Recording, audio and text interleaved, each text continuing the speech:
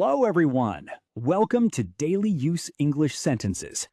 Let's learn some useful English sentences with Urdu meaning. Don't worry about it. इसके बारे में फिक्र ना करें. It's not a big deal. ये कोई बड़ी बात नहीं है. I will manage. मैं संभाल लूंगा. Let me check.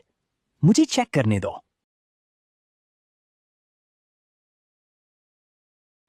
I'll be right back. मैं अभी वापस आता हूं. What do you mean? आपका क्या मतलब है?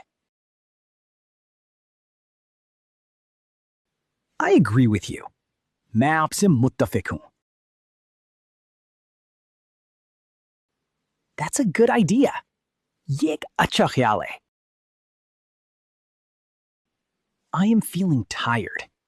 मैं थका हुआ महसूस कर रहा हूं. Let's finish this. चलो इसे खत्म करते हैं.